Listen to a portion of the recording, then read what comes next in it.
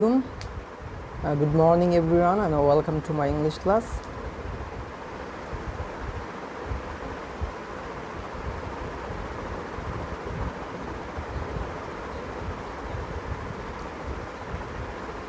আপনারা যদি আমার কথা শুনতে পারেন এবং দেখতে পারেন প্লিজ কমেন্টে ইয়েস লিখে জানান please. If you can see me and if you can hear my voice properly and if you can hear me, then please comment here yes. Help me in conducting the class and let me know that everything is okay. Yes, good morning Lavanya Sarkar and Fatima Anjura. I'm fine. How about you? Please comment জানিয়ে দাও যে আমার কথা শুনতে পাচ্ছ কিনা. Yes, শুভ সকাল. ম্যাগ জুইলা ম্যাগ শুনতে পারি কথা. ওকে, ধন্যবাদ লাবণ্য অ্যান্ড হ্যাঁ হিমেল, হ্যাঁ ধন্যবাদ. Thank you for you comment.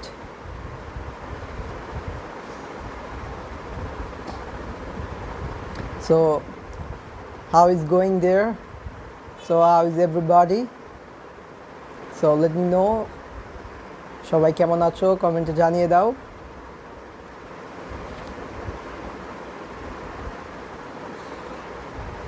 Yes, Taspia Jim, welcome here. Okay. So how is everybody? তোমরা সবাই কেমন আছো? তোমাদের বাসার সবাই কেমন আছে? How is your family members? Please comment here and let me know. সবাই কেমন আছে?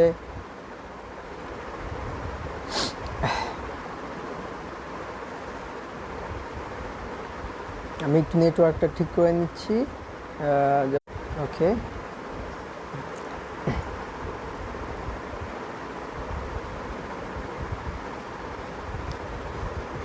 সো সবাই কেমন আছো? সবাই কমেন্টে জানিয়ে দাও. সবাই এই করোনাকাল মহামারী সময়ে সবাই ভালো আছো কিনা বা সবার ফ্যামিলি মেম্বার সবাই সুস্থ আছে কিনা সেটি কমেন্টের মাধ্যমে জানিয়ে দাও. আমরা জানতে পেরে ভালো লাগবে. হ্যাঁ, তাসপিয়া জিম লিখেছে আলহামদুলিল্লাহ ভালো আছি অ্যান্ড ফাতেমা আঞ্জুরা লিখেছে উই আর ফাইন. হ্যাঁ, so it's really nice to know that you all are fine and everything is going okay. Yes, walaikum assalam. সাথে একটা তহিয়া. Yes, crystal girl. Yes, I'm fine. মোটামুটি আল্লাহর মধ্যে ভালো আছি আলহামদুলিল্লাহ, এই জন্যই তোমাদের সামনে আসতে পেরেছি. এবং পূর্ব ঘোষিত যেটি বলেছিলাম যে আজকে আমরা যদি নেটওয়ার্ক সব ঠিকঠাক থাকে, হ্যাঁ আজকে আমরা হয়তোবা একটা টপিকস এই জায়গায় আলোচনা করব. ওয়ালাইকুম সালাম রিপন হোসেন. আচ্ছা, তোমরা আমাকে একটু কমেন্টে জানিয়ে দিও যে আমার স্ক্রিনে লেখা নেটওয়ার্কের কারণে প্রবলেম হয়. তো স্ক্রিনে লেখা দেখতে পাচ্ছ কিনা একটু কমেন্টে জানিয়ে দিও. এই যে স্ক্রিনে যে লেখা দেখা যাচ্ছে সেটা স্পষ্টভাবে দেখতে পাচ্ছ কিনা. হ্যাঁ, মোহাম্মদ মাসুদ রানা মোটামুটি ভালো আছি, তুমি কেমন আছো? যে স্ক্রিনের লেখা দেখতে পাচ্ছ কিনা এই বিষয়টি আমাকে কমেন্টে জানিয়ে দিও.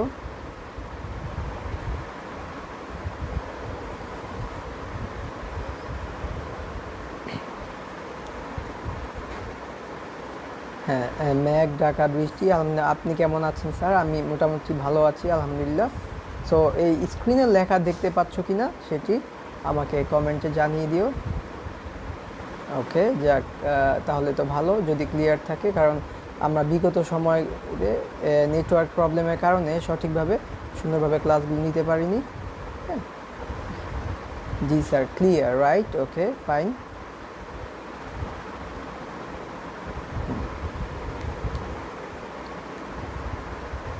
হ্যাঁ, তাহলে লেখা স্পষ্টভাবে দেখতে পাচ্ছ. ওকে, এটা খুবই ভালো যে লেখা স্পষ্টভাবে দেখা যাচ্ছে.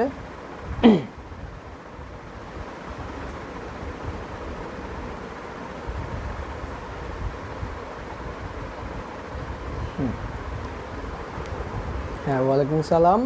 আচ্ছা যাক, ধন্যবাদ তোমাদেরকে কমেন্ট করে জানিয়ে দেওয়ার জন্য যে লেখা স্পষ্টভাবে দেখতে পাচ্ছ.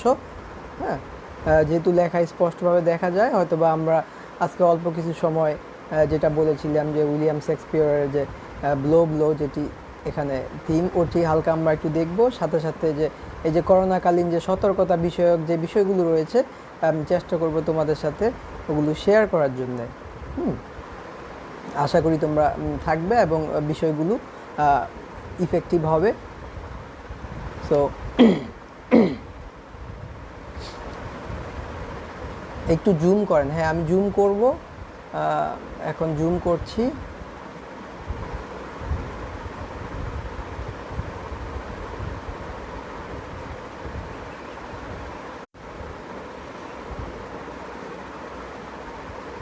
হ্যাঁ, আমাকে তোমরা একটু কমেন্টে জানিয়ে দাও জুম করাটা ঠিক হয়েছে কিনা। হ্যাঁ, দেখতে পাচ্ছি। ওয়ালাইকুম সালাম মরিয়ম খান এবং ওয়েলকাম হিয়ার পন্টা ইসলাম। জুম করার পরিমাণটা ঠিক হয়েছে কিনা আমাকে একটু কমেন্টে জানিয়ে দিও, যে যতটুকু জুম করা রয়েছে এটা ঠিক আছে কিনা। আমাকে এই বিষয়টি তোমরা অনুগ্রহপূর্বক কমেন্টে জানিয়ে দিও, লেখা দেখতে পাচ্ছ কিনা। ইয়েস স্যার, ধন্যবাদ। সো শিক্ষার্থী বন্ধুরা, আমি প্রথমেই তোমাদেরকে বলে নিই, আজকে আমরা যদি সব ঠিকঠাক মতো কারেন্ট থাকে এবং আমরা ক্লাসটি নিতে পারি, আমরা কি কি জিনিস আলোচনা করব। আমরা এখানে একটি থিম রয়েছে, এখানে দেখতে পাচ্ছ যে উইলিয়াম শেক্সপিয়রের লেখা একটি, সো এই যে blow blow the winter wind, এটা একটি সং ছিল। সো এটি সম্পর্কে আমরা আলোচনা করব। এছাড়া আমরা আজকে কিছু তোমার লিটারারি ডিভাইসেস রয়েছে, এগুলো সম্পর্কে আমরা কিছু আলোচনা করব। আর পরবর্তীতে আমরা যখন আশা করি শেষ সময় আমরা করোনা সম্পর্কে কিছু তোমাদের আলোচনামূলক আলোচনা এবং দিক নির্দেশনা দেওয়ার চেষ্টা করব। আশা করি তোমরা ওই বিষয়গুলো জানতে পেরে উপকৃত হবে এবং তোমরা সবসময় সতর্ক থাকবে। হ্যাঁ, তাহলে চলো আমরা আমাদের লেসনটি শুরু করে দিই, যত আমরা দ্রুত এবং অল্প সময়ের মধ্যে যাতে শেষ করতে পারি। সো তো চলো দেখা যাক। আমাদের প্রথমে তোমরা সবাই জানো যে ইংরেজি প্রথম পত্রে এইচএসসি সিলেবাস অনুযায়ী 11 নম্বরে এই থিম অ্যানালাইসিস এসে থাকে। এখানে পোয়েম থেকে, কবিতা থেকে থিম অ্যানালাইসিস আসে। এখানে 50 ওয়ার্ডের মধ্যে লিখতে হয়। ইতিমধ্যে আমাদের শ্রদ্ধেয় রামপ্রসাদ স্যার কিন্তু বোর্ডের ইনস্ট্রাকশনটি আমাদের সাথে শেয়ার করেছেন। এখানে বলা হয়েছে যে আন্ডারলাইং ওয়ার্ড মানে মূল ভাব যে মেসেজটি এবং সঠিক বানান করে যদি লিখতে পারা যায় তাহলে একটা ভালো মার্কস সম্ভব। বাট এই ক্ষেত্রে যেহেতু থিম, এটি কোনো ফিক্সড অ্যান্সার নয়, এটি এমন না যে তোমাদের যে কোনো একটি পড়তে হবে, শিখতে হবে। তোমরা ভালো মানের একটি থিম একটি লিখতে পারলেই হয়। তোমাদের সাথে কিন্তু রামপ্রসাদ স্যার সামারি রাইটিংয়ে কিছু টিপস শেয়ার করেছেন কীভাবে একটি ভালো মানের লেখা লিখতে হয়। তোমরা ওগুলো এখানে অ্যাপ্লাই করতে পারো। আমি তোমাদের সাথে একটি থিম শেয়ার করব, ওগুলো তোমরা যত বেশি একা একা নিজে প্র্যাকটিস করবে তোমাদের লেখাও মান আরও অনেক ভালো হবে। সো চলো আমরা আলোচনা করি যে ইউনিট 4 অথবা 7 লেসন 2তে একটি অ্যাজ ইউ লাইক ইট, এটি হচ্ছে উইলিয়াম শেক্সপিয়রের একটি নাটক। হ্যাঁ, এটি একটি কমেডি নাটক। তো এই নাটকে ক্যারেক্টার নামে একজন চরিত্র ছিল অ্যামিনিস। তো উনি এই গানটি গেয়েছিলেন, হ্যাঁ, অ্যাজ ইউ লাইক ইট এইটিতে। তো আমরা এটি সম্পর্কে জানবো। আর তোমরা উইলিয়াম শেক্সপিয়র বানানটি একটু লক্ষ্য করো, দেখো বানানটি একটু সহজভাবে আমি বোঝানোর চেষ্টা করি। প্রায় সময় অনেক পরীক্ষায় আসে, যেমন এখানে তোমরা এইভাবে শিখতে পারো উইল মানে উইল তো মানে ইচ্ছা করা, তাই না, উইল। তারপর এখানে বলতে পারো আই, তারপর এম, উইল ইয়াম। হ্যাঁ, এভাবে তোমার বানানটি মনে রাখতে পারো। মনে রাখার একটু টেকনিক শিখালাম, এটি বানানটি ইম্পর্টেন্ট। আর এখানে SHAKE শেক, আমরা বলি না শেক, তারপর শেক্সপিয়র SHAKESPEARE, বানানটি ভালো করে মনে রেখো যাতে বানানটি ভুল না হয়। এটি বিভিন্ন জায়গায় পরীক্ষায় কম্পিটিটিভ এক্সামে এই বানানটি এসে থাকে। তো চলো আমরা উইলিয়াম শেক্সপিয়র সম্পর্কে আমরা কিছু জেনে আসি। তো কে এই উইলিয়াম শেক্সপিয়র? দেখতে পাচ্ছ ওনাকে, ওনার এগুলো আমি ইন্টারনেট থেকে কিছু ছবি ডাউনলোড করেছি, উইকিপিডিয়া থেকে। এগুলো তোমরাও দেখতে পারবে। দেখতে পাচ্ছ ওনার কিছু ছবি রয়েছে। হ্যাঁ, তো কিছু ছবি তোমাদের সাথে শেয়ার করলাম। এটি আমি শেয়ার করব, এটি উইলিয়াম শেক্সপিয়রের আবাসস্থল। তো উনি ইংল্যান্ডে জন্মগ্রহণ করেছেন। এখানে জন্ম মৃত্যু সাল ওনাকে বলা হয় ইংলিশ রেনেসান্সের কবি। এখানে ইংরেজি যে লিটারেচার সাহিত্য রয়েছে কিছু এখানে দেখতে পাচ্ছ কিছু সাল রয়েছে, যেমন ওল্ড ইংলিশ পিরিয়ড ছিল 450 থেকে 1066, এরকম যে রেনেসান্স এটা বলে যে রিবর্ন মানে পুনর্জাগরণের পিরিয়ড 1500 থেকে 1660, এর মধ্যে তিনি ছিলেন। এই সময় প্রচুর সাহিত্য নিয়ে কাজ করা হয়, নতুনভাবে কাজ করা হয়, তেমনি অনেকগুলো পিরিয়ড রয়েছে দেখতে পাচ্ছ। আর বর্তমান যেটি চলছে এখনও চলছে, সো এই পিরিয়ডগুলোতে ভাগ করা হয় সাহিত্যতে। তো উনি ছিলেন রেনেসান্সের কবি। তো তিনি কবি ছিলেন, নাট্যকার ছিলেন, অ্যাক্টর ছিলেন, হ্যাঁ। তারপর তানাকে widely recognise greatest writer in the English language, হ্যাঁ, এবং তাকে ওয়ার্ল্ডের গ্রেটেস্ট ড্রামাটিস্ট হিসাবে আখ্যায়িত করা হয়ে থাকে। তাকে প্রায় সময় ইংল্যান্ডের ন্যাশনাল পোয়েটও বলা হয়ে থাকে, মানে বলা হয়ে থাকে, ওইভাবে তো স্বীকৃত নয়, বাট তাকে বার্ড অফ এইবন বলা হয়ে থাকে, চরণ কবি।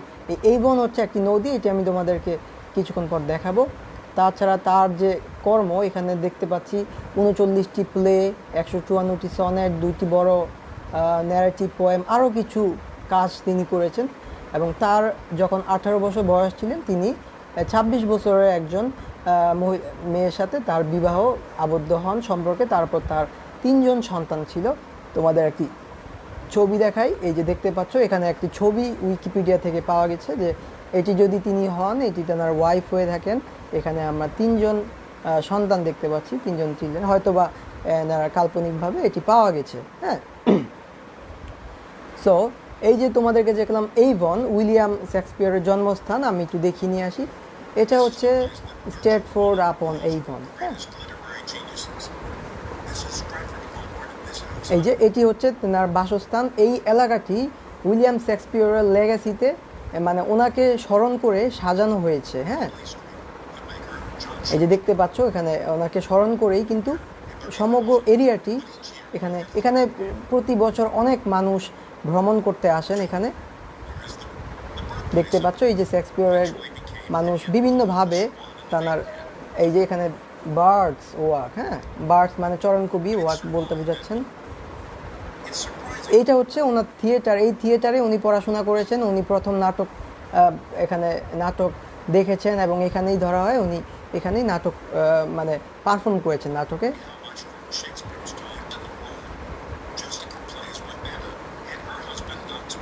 এই যে এটি হচ্ছে ওনাদের চার্চ, এটির মধ্যে কিন্তু এই যে দেখতে পাচ্ছ উইলিয়াম শেক্সপিয়ার এখানে শায়িত রয়েছেন চার্চের মধ্যে। এই যে ওনাকে দেখতে পাচ্ছ তোমরা, হ্যাঁ, এনাকে উনি শয়িত রয়েছেন, ওনার কবর যাকে বলা হয় চার্চের মধ্যেই। যারা খ্রিস্টান তারা দেখতে পাচ্ছ এই যে ওনার ছবি।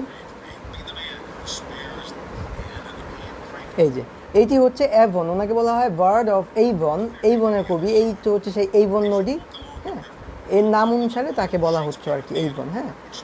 এটা হচ্ছে শেক্সপিয়ার থিয়েটার, এখানে প্রতি বছর অনেক হাজার হাজার দুনিয়া থেকে অনেক মানুষ আসে, নাটক রচনা করে, এখনও সেই চর্চা চলে।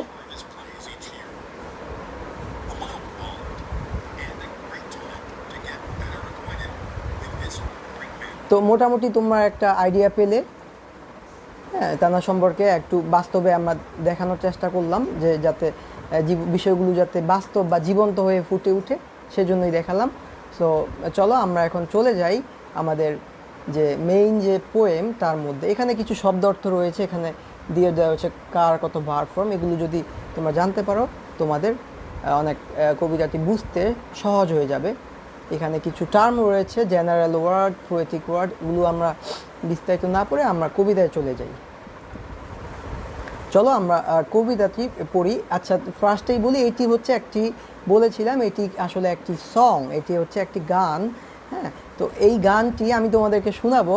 আমার কাছে গানটি আমি এই নেট থেকে ডাউনলোড দিয়েছি, বাট গানটি মনে হয় তোমরা একটু পরে শুনলে ভালো লাগবে বেশি, কারণ তোমরা যদি আগে অর্থ বুঝতে পারো তাহলে গানটি শুনে তোমাদের কাছে ভালো লাগবে, বুঝতে পারবে।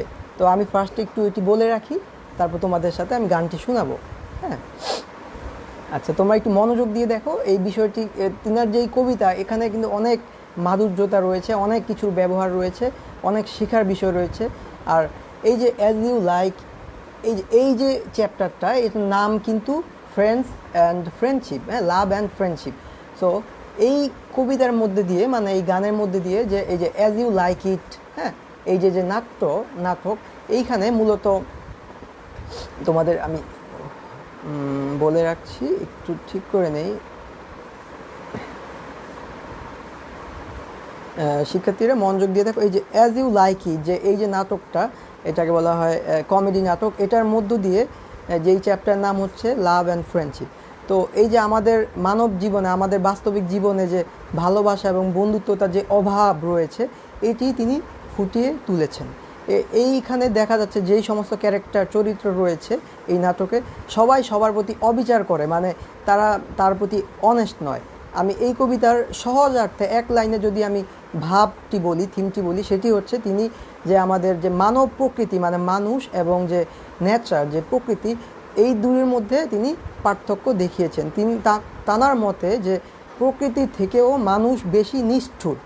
হ্যাঁ, মানুষ ভালোবাসে, মানুষ বন্ধুত্বতা করে, কিন্তু সেটি কি নয়, মন থেকে নয়, সেটি শুধু দেখানো বানানো, সেটি আসলে সত্য নয়, সেটি মিথ্যা। হ্যাঁ, তো এই বিষয়গুলা তাকে প্রকৃতি মানুষকে যতটা কষ্ট দেয়, তার কাছে এই বিষয়গুলো, মানুষের এই ব্যবহারগুলো আরও বেশি কষ্টদায়ক। হ্যাঁ, এক কথায় মানুষ যে আরও ভয়ঙ্কর প্রকৃতি থেকে, এটি বোঝাতে চেয়েছেন। তো আমি তোমাদের সাথে এখন এটি আলোচনা করব। হ্যাঁ, লক্ষ্য করো, এখানে আমি অর্থগুলো দিয়ে দিয়েছি। এখানে বলা হচ্ছে ব্লো ব্লো দাও উইন্টার উইন্ড। ব্লো মানে বয়ে চলা, বয়ে চলো বয়ে চলো। এখানে দাও হচ্ছে, এটাকে ইউ বলা হয়। হ্যাঁ, লিটারি ভাষায় দাও, দাও উইন্টার উইন্ড মানে তুমি শীতের বাতাস। শীতের বাতাসকে বলা হচ্ছে শীতের বাতাস, তুমি বয়ে চলো। দাও art not so unkind, unkind মানে নিষ্ঠুর, আর এখানে দাও মানে তুমি, আর আর্ট মানে মূলত এটা হচ্ছে আর। হ্যাঁ, তো দাও আর্ট নট সো আনকাইন্ড মানে এখানে বলা হচ্ছে you are not so unkind, তুমি তো অত নিষ্ঠুর নও। অ্যাজ ম্যানস ইনগ্র্যাটিটিউড, ইনগ্র্যাটিটিউড মানে অকৃতজ্ঞতা, আর অ্যাজ মানে যেহেতু হয়, আবার অ্যাজ মানে মতো হয়।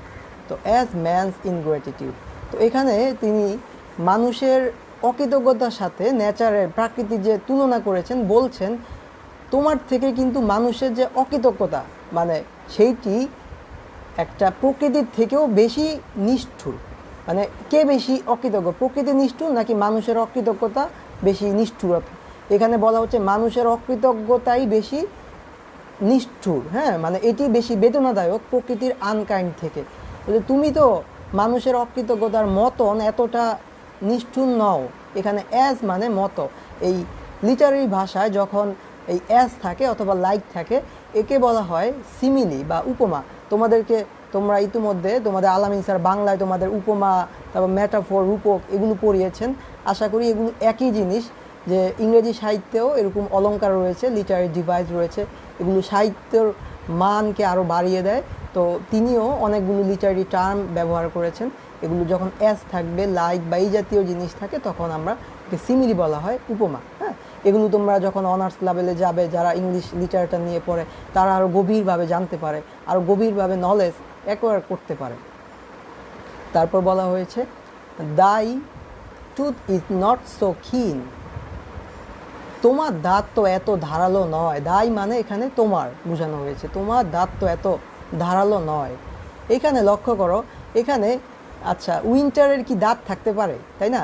এখানে তিনি মূলত ওই যে উইন্টারকে ইনি মানুষ রূপী কল্পনা করেছেন, তার জীবন দিয়েছেন এবং মানুষের সাথে তার তুলনা করেছেন। যখন আমরা কোনো মানুষ না বা যার জীবন নেই এরকম কাউকে আমরা দেখতে পাচ্ছ পার্সোনিফিকেশন মানে প্রাণহীন বস্তুকে মানুষ হিসাবে কল্পনা করা হয়, ধরা হয়, তখন একে আমরা লিটারি ভাষায় পার্সোনিফিকেশন বলি। তিনি উইন্টারকে বলেছেন তার নাকি দাঁত রয়েছে এবং সেটি ধারালো, হ্যাঁ, নয়। তাহলে এটি হচ্ছে পার্সোনিফিকেশনের একটি ব্যবহার এখানে ঘটেছে।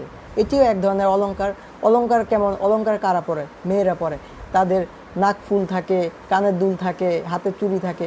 তো মানে মজা করার জন্য একটু বললাম, হয়তো বা সিমিলি তার নাক ফুল, পার্সোনিফিকেশন, হ্যাঁ, কানের দুল, তো এই বিষয়গুলোই বিভিন্ন অলংকারে তাকে রূপায়িত করেছেন তিনি। হ্যাঁ, তো তোমার দাঁত তো এত ধারালো নয়, বিকজ কারণ দাও আর্ট নট সিন, এখানে দাও আর্ট মানে ইউ আর নট সিন, কারণ তোমাকে তো দেখাই যায় না। although thy breath be rude, যদিও তোমার শ্বাস প্রশ্বাস অনেক অভদ্র, মানে রুড, মানে যখন শীতের বাতাস বয় ওটি আসলে খুব অভদ্র, মানে আমাদের খুব শীত লাগে। হ্যাঁ, এখানেও কিন্তু আমরা পার্সনিফিকেশনের উদাহরণ দেখতে পারি। তাকে বলেছেন তার নাকি ব্রিথ রয়েছে, মানে সে শ্বাস প্রশ্বাস নিতে পারে। তারপর দেখতে পাচ্ছি এখানে বলা হচ্ছে হেই হো sing heigh ho unto the green হলি। এখানে হেই হো মানে কি? হেই হো হচ্ছে এক্সক্লামেশন, আমরা যেমন ন্যারেশনে পড়ে থাকি এলাস এই জাতীয় জয় এরকম। তো এইটি ব্যবহার করা রয়েছে যে এমন একটি ফ্যাক্ট বোঝানোর জন্য যে তুমি চেঞ্জ করতে পারবে না সিচুয়েশনটা, তোমাকে অবশ্যই অ্যাকসেপ্ট করতে হবে। তো কবি কিছুটা দুঃখ বা মানে কী নিয়ে বলবো, যে বলো কী আর করার, আসলে আমার কথা তো আর চেঞ্জ হবে না, চলো যা হচ্ছে তাই হোক, এটি বোঝানো হয়। আর আনটু মানে এটি হচ্ছে টু, তো টু দ্য গ্রিন হলি, চলো সবুজ হলির কাছে যাই। এখন HOLY হলি মানে পবিত্র বাদ, যখন দুটি এল থাকবে তখন এই যে হলি মানে হচ্ছে, আচ্ছা আমি জানতে চাই যে এখানে যারা ক্লাস করছো এখানে কি খ্রিস্টান আছো কিনা, যদি কেউ খ্রিস্টান ধর্মগ্রন্থের হও আমাকে একটু কমেন্টে জানাও। আমি স্পেশালি নটরডেম কলেজে পড়েছি, আমার অনেক খ্রিস্টান ফ্রেন্ড রয়েছে, এটি একটি খ্রিস্টানদের মিশনারি প্রতিষ্ঠান। কেউ যদি খ্রিস্টান হয়ে থাকো আমাকে একটু কমেন্টে জানাও। তো এইটি হচ্ছে হলি গাছ। হ্যাঁ, এটি খ্রিস্টানদের যে ক্রিসমাস প্রোগ্রাম হয় ওই প্রোগ্রামে এই জাতীয় ফল পাতার ব্যবহার করা হয়। এটাকে বলা হয় HOLLY হলি, মানে সবুজ তারুণ্যের গাছ। হ্যাঁ, তারুণ্যের প্রতীক হিসাবে এই গাছকে বলা হয়। তো তিনি মূলত এখানে বলছেন যে কি আর করব, আসলে মানুষের তো আর চেঞ্জ হবে না, তো চলো আমরা গ্রিন হলির কাছেই যাই। মানে হলিকে একটা ভালোর প্রতীক হিসাবে তিনি বুঝিয়েছেন, পবিত্রতার প্রতীক। চলো হোলির কাছেই যাই, গ্রিন হোলির কাছে, মনটা শান্তিতে জুড়াবে হয়তোবা। হ্যাঁ, সো বিষয়গুলো এইরকম। তো আবার বলছেন যে হেই হো sing heigh ho unto the green holly, most friendship is feigning most loving mere folly. এখানে জি এর উচ্চারণটি হবে না, এটি হবে ফেইনিং, মানে ছলনাময়ী। যে বেশিরভাগ ভালোবাসাই হচ্ছে ছলনা, মানে বন্ধুত্ব। তো ওখানে উনি বলছেন যে আমাদের যে বন্ধু বান্ধব সবই ছলনার, আর মোস্ট ভালোবাসা হচ্ছে বোকামি, মানে ভালোবাসা কিছুই নয়, এটি শুধুমাত্র বোকামি ছাড়া কিছু নয়। হ্যাঁ, then heigh ho the holly this life is most jolly, এই লাইফটা হাসি খুশিতে ভরপুর। তো এটা ছিল স্ট্যাঞ্জা 1। স্ট্যাঞ্জা 1 মানে স্তবক, আর এটিতে মূলত একটি ভাব তিনি বুঝিয়েছেন। এখন আমরা চলে যাব স্ট্যাঞ্জা মানে স্তবক দ্বিতীয় স্ট্যাঞ্জায়। বলছে ফ্রিজ ফ্রিজ দাও বিটার স্কাই, হিম শীতল বাতাস যেটি ফ্রিজ হয়ে যায়, মানে হিমে ঠান্ডা হয়ে যায়, সেই ফ্রিজ ফ্রিজ দাও বিটার স্কাই। বলে বিটার মানে রাগান্বিত, স্কাই মানে এই হিম শীতল বাতাসে কি হয়, মানে স্কাইটা রাগান্বিত হয়ে যায়, মানে ঠান্ডায় বরফে হয়ে যায়। দ্যাট ডাজ মানে এটা, দোস্ত মানে do, that do not byte so নাই, কাছাকাছি, অ্যাজ বেনিফিটস ফর গুড। বলছে মানুষ যখন উপকারীর, তোমাকে আমি একটা উপকার করলাম, হ্যাঁ বিষয়টি লক্ষ্য করে আমি বুঝিয়ে দিই। মনে করো আমি তোমাকে একটি উপকার করলাম, এখন কি হলো, তুমি সেটি ভুলে গেলে। হ্যাঁ, সো কবি বলতে চাচ্ছেন যে এই যে তোমার উইন্টার, হ্যাঁ উইন্টার, যে উইন্টারের যে কামড়, মানে এই যে শীতের বাতাসটা যে কনকন আমাদের শরীরে লাগে, সো এইটা মূলত যেই ধরনের বেদনা সৃষ্টি হয়, আর তুমি যদি আমি তোমাকে উপকার করলাম সেটি তুমি ভুলে যাও, তো সেই বিষয়টি আমার জন্য আরও বেশি বেদনাদায়ক। এই জিনিসটি তিনি বোঝাচ্ছেন যে সে শীতের কনকনে হাওয়াও এর ধারের কাছে আসে না, এর কষ্টের ধারের কাছে আসে না। হ্যাঁ, এখানে এটি নাইট নয়, এটি হচ্ছে নাই। হ্যাঁ, মানে কাছাকাছি, এটিও একটি সিমিলার উদাহরণ। তারপর দাও দাও দ্য ওয়াটার ওয়ার্প, এটি হচ্ছে ওয়ার্প, বেঁধে ফেলা, বাঁকিয়ে ফেলা। ওয়ার্প মানে কি, তোমাদের ছবি দেখাই একটি। এখানে ওয়ার্প মানে হচ্ছে, দেখতে পাচ্ছ এখানে একটা মানুষের ফেসকে কিভাবে বাঁকিয়ে ফেলা হয়েছে। এটি হচ্ছে মার্ক জুকারবার্গ ফেসবুকের, তার ফেসকে যেভাবে মানে বাঁকিয়ে ফেলা হয় একে বলা হয় ওয়ার্প। হ্যাঁ, এই যে ওয়ার্প, এটা র্যাপ না, ওয়ার্প। যদিও তুমি ওয়াটার পানিকে একদম বাঁকিয়ে ফেলো, মানে হিম শীতল করে ফেলো, ঠান্ডা বরফ বানিয়ে ফেলো। Thy sting is not so sharp, তোমার দংশন তো অতটা ধারালো তীক্ষ্ণ নয়। অ্যাজ ফ্রেন্ডস রিমেম্বার্ড নট, যখন আমাদের বন্ধুরা আমাদেরকে ভুলে যায়, হ্যাঁ, তখন আমাদের যে পরিমাণ কষ্ট হয়, তোমার দংশন তো আসলে এতটা কষ্টের নয়। এটিও সিমিলির উদাহরণ। হেই হো sing heigh ho unto the green হলি, এইভাবে তিনি কবিতাটি গেয়েছেন। তোমাদেরকে আমি গানটি একটু শোনাই, ভালো লাগবে গানটি শুনতে পারলে।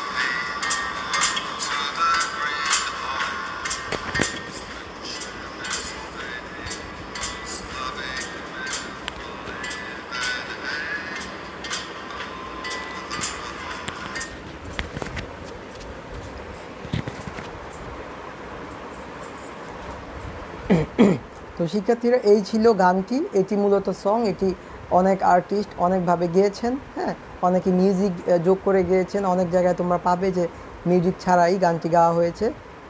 হেই হো সিং হেই হো। আচ্ছা, তো এই গানটি জাস্ট শোনালাম। তোমরা ইংলিশ গান শুনতে পারো।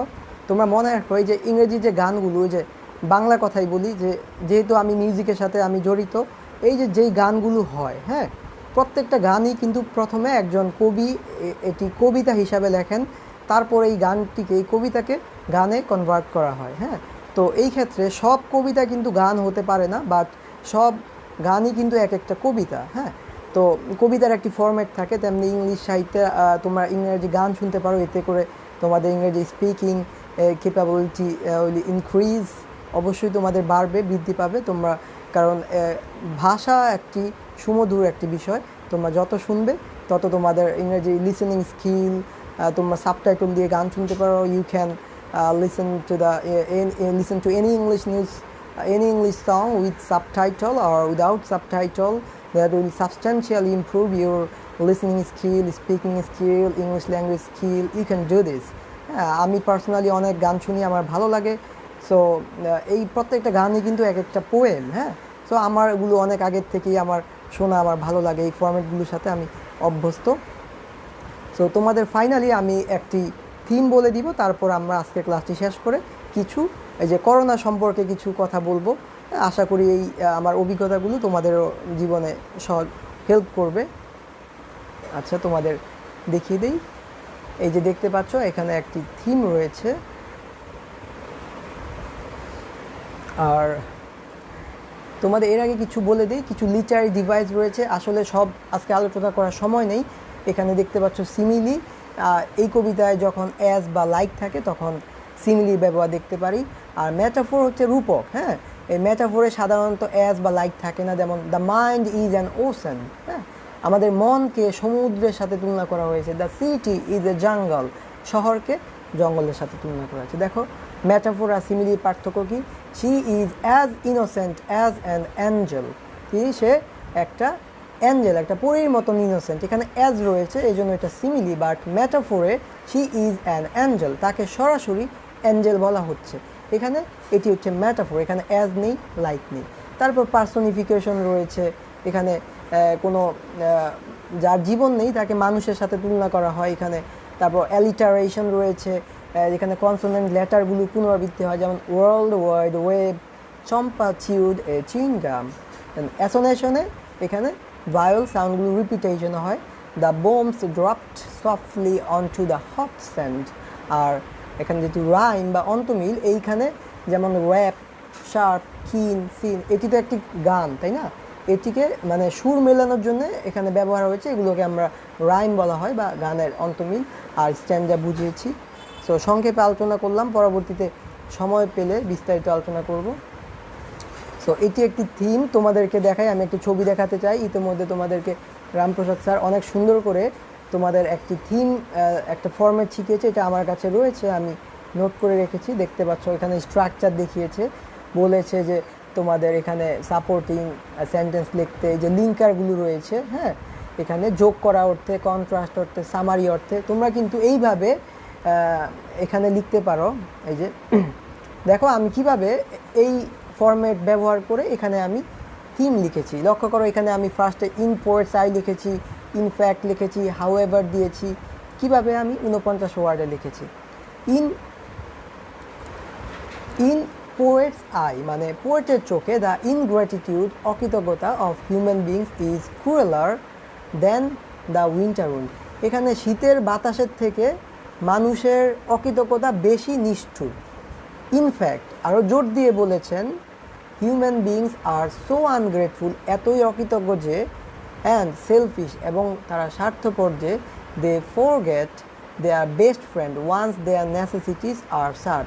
তাদের প্রয়োজন যখন মিটে যায় তখন তারা তাদের বন্ধুদেরকে ভুলে যায়। আচ্ছা তোমরাই বলো, এটা কি সত্যি? তোমাদের বন্ধুরা কি তোমাদের প্রয়োজন মিটলে কি ভুলে যায়? কবির সাথে কি তোমরা একমত নাকি সেটি জানিয়ে যাও, এবং ভিন্নমত হলে নো লিখে জানিয়ে দাও। তো হাউএভার, যাই হোক, winter could be painful, winter বেদনাদায়ক হতে পারে, but the false love and friendship are much more painful, কিন্তু যে আমাদের মিথ্যা ভালোবাসা এবং বন্ধুত্বটা আরও বেশি পেইনফুল। সো কবি এইভাবে বলেছেন। তোমরা তোমাদের ভাষায় বলে দাও, আসলে কি তোমরা কবির সাথে একমত নাকি? এই যে মিথ্যা বন্ধুত্ব বা ভালোবাসা, এগুলো যে নেচারের থেকেও যে বেশি, নেচারের যে আমাদেরকে যেভাবে কষ্ট দেয় তার থেকেও কি বেশি বেদনাদায়ক নাকি? তোমরা কি কবির সাথে একমত নাকি সেটি জানিয়ে দাও। হ্যাঁ, সো কবি এই বিষয়টি বলেছেন। সো এইভাবে আমরা একটি থিম শিখতে পারি। তোমরা যে কোনো থিম করতে পারো, বইয়ে অনেক ভালো মানসম্মত থিম রয়েছে, তোমরা অনেক জায়গা থেকে অনেক মানসম্মত থিম শিখতে পারো। যেহেতু থিমগুলো অ্যান্সার ফিক্সড নয়, মানে এমন নয় যে এটি তোমাদের লিখতে হবে, বিভিন্ন ভাষায় তোমরা সবচেয়ে ভালো হয়। তোমাদের রামপ্রসাদ স্যার কিন্তু বলেছেন যে প্র্যাকটিস করতে, এটি খুব ভালো। তোমাদের নিজেদের ক্যাপাবিলিটি কিন্তু ডেভেলপ করতে হবে।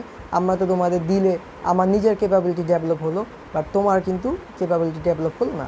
তোমরা নিজেরা প্র্যাকটিস করবে, এটি জাস্ট তোমাদের সাথে শেয়ার করলাম। হ্যাঁ, এগুলো তোমরা দেখতে পারো।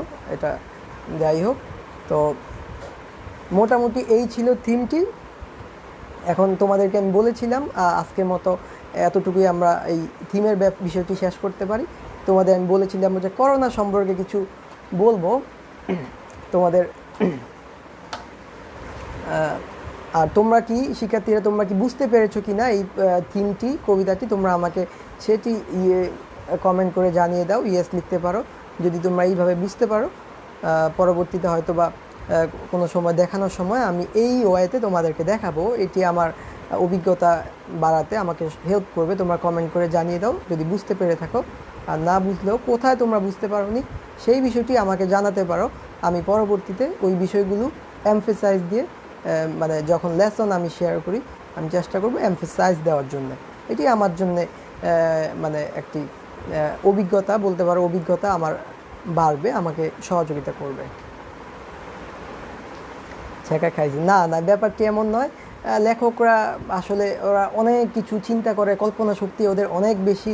তারা কল্পনায় প্রকৃত বিষয়গুলো আসলে বাস্তবে নিয়ে আসে, যদিও অনেক সময় শুনতে খারাপ লাগে, বাট তারাই দেখা যায় দিন শেষে আসলে সত্যি কথাই বলে।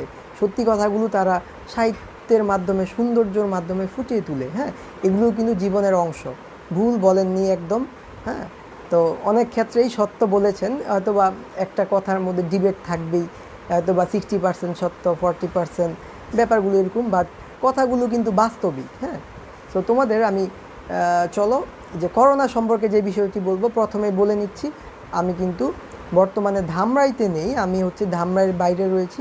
আমি রয়েছি নরসিংদী। জানো তোমরা নরসিংদী একটি জেলা, এটি ঢাকার একদম খুব পার্শ্ববর্তী। ঢাকা থেকে 1-1.5 ঘন্টা সময় লাগে যদি রাস্তা জ্যাম না থাকে ওই নরসিংদীতে। সো আমি নরসিংদীতেও নেই, নরসিংদী জেলার একটি থানা উপজেলা, এটি পলাশ উপজেলা, আমি ওইখানে রয়েছি। হ্যাঁ, সো তোমাদের থেকে অনেক দূরে রয়েছি।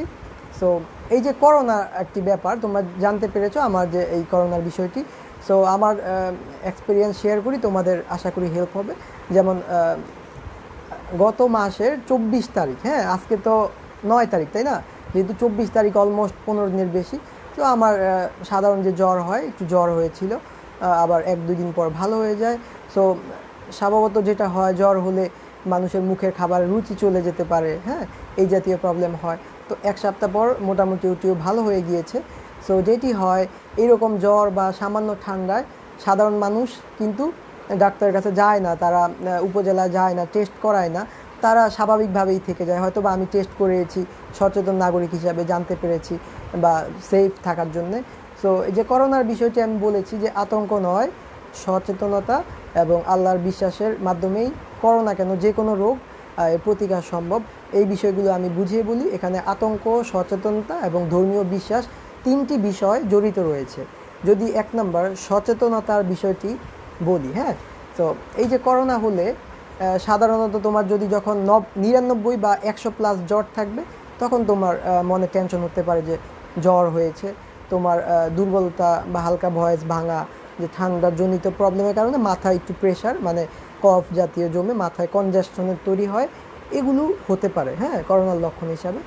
তারপর আমি একটু গুছিয়ে লিখেছিলাম। তো সচেতনতাকে তোমরা প্রথমে যদি চিকিৎসার কথা বলো, আমি তো আর ওইভাবে ডক্টর নই তাই না, আমি তোমাদের ডক্টরি পরামর্শগুলো দিব না, বা কিছু বেসিক কিছু ডক্টরি নলেজ রয়েছে, ওটা সবারই আমাদের রাখা উচিত এবং ওটা জানা ভালো। ওই বিষয়গুলো শেয়ার করব।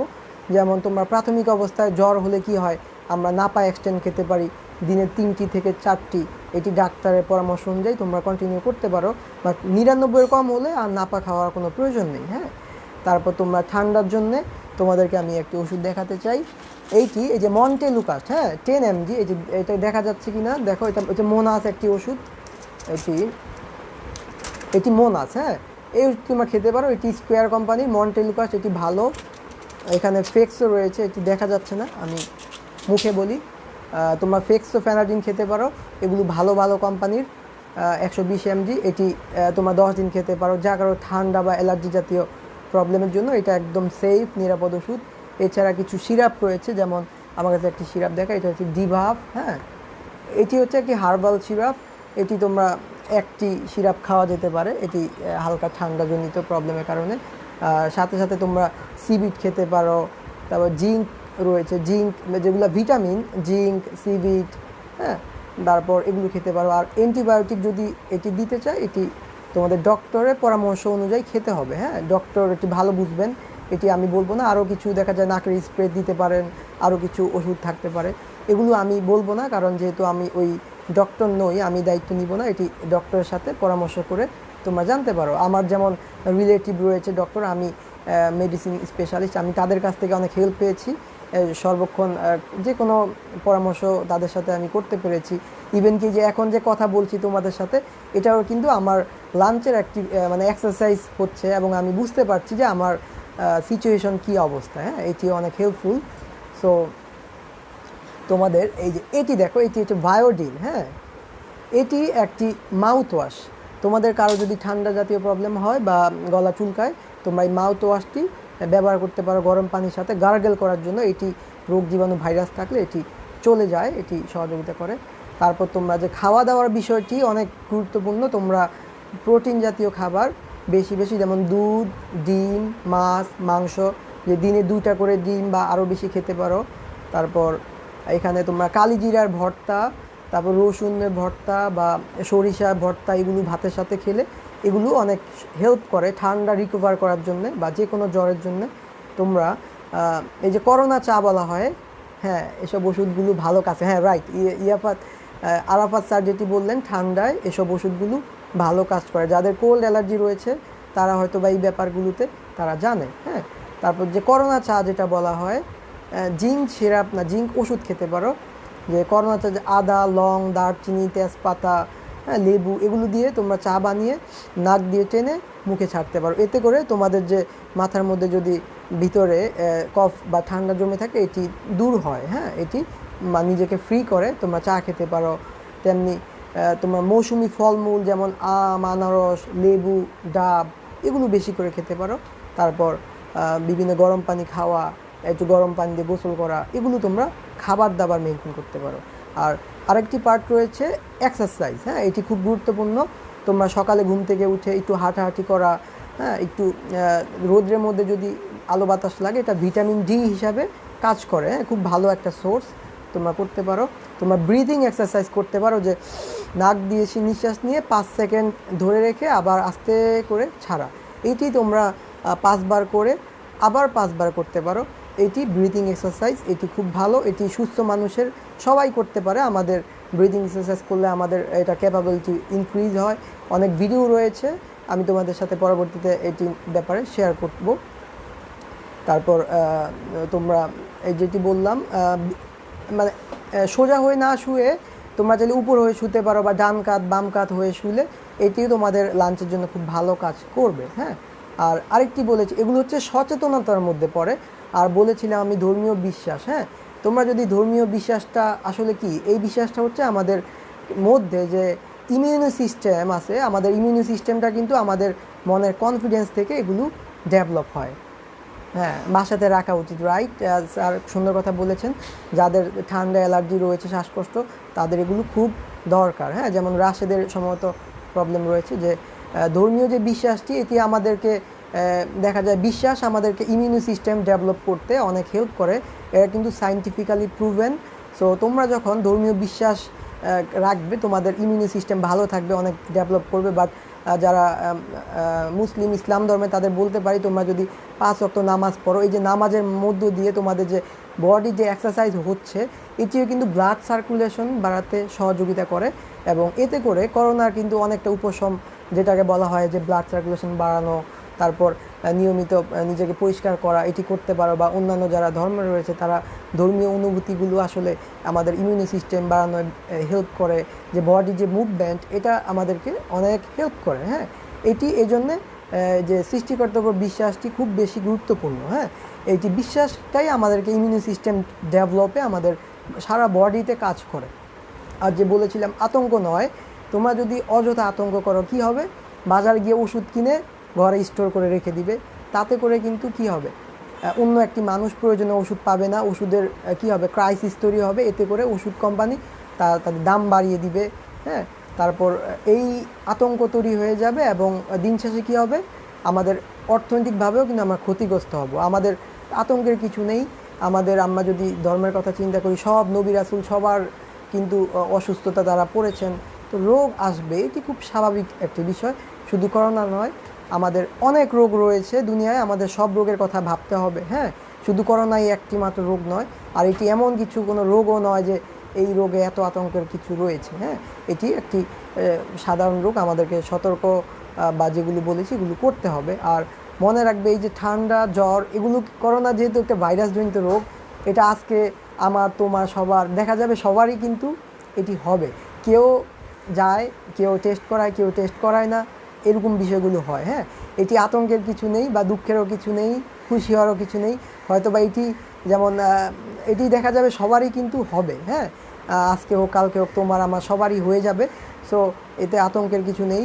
কারণ আমরা আতঙ্ক হলে কিছু বিজনেসম্যান অসৎভাবে আমাদের ইমোশনটাকে কাজে করিয়ে তারা বিজনেস করে নিয়ে যাবে। হ্যাঁ, সো আমাদেরকে এই বিষয়গুলো সচেতন হতে হবে, যে বিজনেস যে এখানে একটা রেলেভেন্ট বিষয়। এটা আমাদের, এই যে তোমরা দেখেছো বাংলাদেশে আছে কি হয়েছে,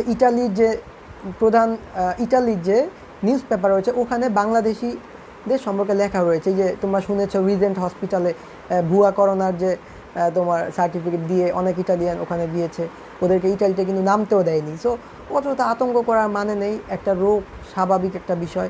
এটি আজকে আমার, তোমার, সবার হতে পারে। তোমার মা বাবা রয়েছে, বৃদ্ধ মানুষ রয়েছে, ছোট ভাই বোন সবার হতে পারে, সবাই সবাইকে সহযোগিতা করা বা এরকম মন মানসিকতা তৈরি করা, সবাই একসাথে এটাকে প্রতিরোধ করতে হবে। আর মনে রাখবে করোনায় 100% থেকে সরকারি মোটামুটি আল্লাহর রহমতে 80% কিন্তু মাইল্ড সিমটম, সাধারণ সিমটম নিয়েই তারা ভালো হয়ে যায়, সুস্থ হয়ে যায়। এবং দেখা যায় যারা 20 জন রয়েছে এদের মধ্যে হয়তো বা বিভিন্ন জটিলতা দেখা দেয় বা তাদের আরও অনেক রোগ থাকতে পারে, ওই রোগের সাথে মিশে করোনা একটু ভয়াবহ রূপ ধারণ করে। ওই ক্ষেত্রে মোটামুটি 10 জন কিন্তু ভালো ট্রিটমেন্ট পেলে ভালো হয়ে যায়, বাকি 10 জন থাকে বা যত হাসপাতাল রয়েছে ওদের পক্ষে তো সম্ভব নয় যে সবাইকে একসাথে চিকিৎসা দেওয়া। এই বিষয়টি আমাদের মনে রাখতে হবে। সো হয়তো বা ওই ক্ষেত্রে আমরা দেখা যায় 5% বা 2% ওখানে যাদের আরও অনেক রোগ থাকে তারা হয়তো বা মারা যায়, আমরা শুনতে পারি। সো এতে আতঙ্কের কিছু নেই। এটা একটা বয়স্ক মানুষ, সবার ঘরে বাবা মা রয়েছে, আমাদের সবার সাবধান থাকতে হবে, এটি একটি স্বাভাবিক বিষয়। আমরা আতঙ্ক ছড়িয়ে এটি লাভ হবে না। এটি তোমরাই হচ্ছে ইয়াং সোসাইটি, তোমরা সাবধান থাকলে তোমরা সবাইকে বিষয়গুলো শিখাতে পারো, উদ্বুদ্ধ করতে পারো তোমাদের পার্সোনাল দায়িত্ব থেকে। সো আশা করি তোমরা সেইভাবে সমাজকে লিড দিবে এবং ভবিষ্যৎ সোনার বাংলাদেশ, সুন্দর বাংলাদেশ আমাদের গড়ে তুলবে। হ্যাঁ, বলতে নাই স্যার, হ্যাঁ, সবার জন্য যেন না হয়। হ্যাঁ, অবশ্যই আসলে দেখা যায় অবশ্যই সবার জন্য দোয়া, সবাই সাবধানে থাকবেন, সবাই আমার জন্য দোয়া করবেন, আমি সবার জন্য দোয়া করি। আসলে এটি আমরা সহজভাবে নিব এবং সাবধানতা যে অবলম্বন করা কথা বলা হয়ে থাকে, সাবধান থাকব, আমরা সবাই নিরাপদ থাকব, সেফ থাকব। আমরা যত দ্রুত আমাদের শিক্ষা প্রতিষ্ঠান চালু করে স্বাভাবিক জীবনে ফিরে যেতে পারি সেই জন্যই আমরা দোয়া করব। এবং তোমরা সব স্যারদের জন্য, সব মানুষের জন্য দোয়া করো, আমরাও তোমাদের জন্য দোয়া করি। তো ভালো থাকো, সুস্থ থাকো। আজকে আসলাম, একটু তোমাদের সাথে দেখা করে গেলাম। তো পরবর্তীতে যদি কোনো সময় আবার মানে ভালো লাগে বা তোমাদেরকে হয়তো বা পোস্ট করে মেসেজ দিয়ে এক সময় আসবো, তোমাদের সাথে দেখা হবে। সেই পর্যন্ত ভালো থাকো, সুস্থ থাকো। তোমাদের জন্য অনেক দোয়া রইল, আমার জন্য দোয়া করো, আমার পরিবারের জন্য। হ্যাঁ, সেই শুভকামনা রইল। আজকে এখানেই শেষ করতে চাই। হ্যাঁ, সো তোমরা যদি মেসেজগুলো বুঝতে পেরে থাকো আমাকে জানিয়ে দাও। সো বিষয়গুলো সতর্কতাই সবচেয়ে বড় বিষয়। হ্যাঁ, এবং সৃষ্টিকর্তার উপর যে বিশ্বাস। হ্যাঁ, সো নিয়ন্ত্রিতভাবে চললে আমরা সবাই ভালো থাকতে পারবো। এবং আফটার অল আমাদের মনে রাখতে হবে যে এটি একটি গ্লোবাল ওয়ার, ইনভিজিবল একটা এনিমি।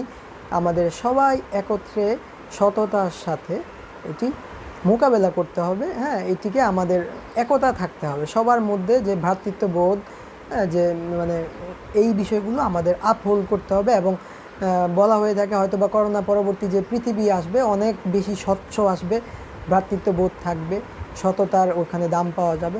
সো বিষয়গুলো যাতে হয়, সো এই বিষয়গুলো আমাদের যাতে মন মানসিকতার আসলে পরিবর্তন ঘটে, যে নেচারের প্রতি যে আমাদের যে ভালোবাসা যাতে আমরা বাড়াতে পারি, প্রকৃতিকে যাতে আরও সুন্দরভাবে আমরা গড়ে তুলতে পারি, এই ডিজাস্টারগুলো যাতে না হয় সেই ভালোবাসাই। হ্যাঁ, আরাফাত স্যারের জন্য অনেক অনেক শুভকামনা রইল। দেখা যায় আরাফাত স্যারেরও কিন্তু কোল্ড জাতীয় যে কোল্ড অ্যালার্জি প্রবলেম থাকে অনেকেরই রয়েছে। হ্যাঁ, যেমন আমাদের রামপ্রসাদ স্যারেরও কোল্ড অ্যালার্জি রয়েছে, তোমরা জানো স্যারের এই জাতীয় প্রবলেম হয়। আমারও ব্যক্তিগত প্রবলেম, অ্যালার্জি প্রবলেম, এটি অনেকেরই রয়েছে। সো সবাই সবার জন্য দোয়া করব, ভালোভাবে থাকবো, বিষয়গুলো সহজভাবে নিব, সবার সুস্থতা কামনা করি। হ্যাঁ, এইখানেই শেষ করছি। তো ভালো থাকো, আল্লাহ হাফেজ। আর বা তোমাদের কোনো পরবর্তীতে এই জাতীয় কোনো বিষয় কারো যদি ডিটেলসে জানতে চাও আমার সাথে, বা কারো যদি কোনো প্রবলেম হয়, রোগে আক্রান্ত হও, ওই ক্ষেত্রে আমাকে তোমরা মেসেঞ্জারে নক দিতে পারো, বা আমি চেষ্টা করব এই বিষয়গুলো আরও মোটামুটি তো জানিয়েছি। বা কেউ জানতে চাইলে আমাকে বলতে পারো, আমি আমার এক্সপেরিয়েন্স তোমাদের সাথে শেয়ার করতে পারি। হ্যাঁ, সো ভালো থাকো, সুস্থ থাকো, এই কামনা রইল। আল্লাহ হাফেজ। হ্যাঁ, এবং আসসালামু আলাইকুম।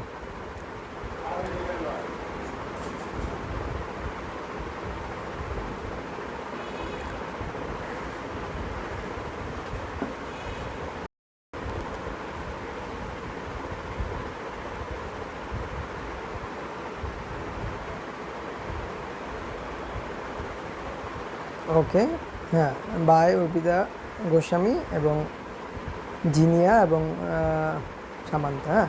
এবং যারা, আল্লাহ হাফেজ, বাই, ভালো থাকবেন।